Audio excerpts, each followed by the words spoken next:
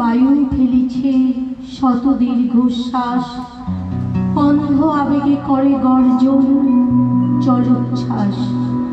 সংশয়ময় ঘন নীলনীর, কোনো দিকে চেয়ে নাহি হেরিতির। অসীম রোদন জগৎ প্লাবিয়া দুলিছে যেন, তারই পরে ভাসে তরণী হিরণ, তারই পরে পরে সন্ধ্যা কিরণ। তারই মাঝে বসি এ নীরব হাসি, হাসিছ কেন?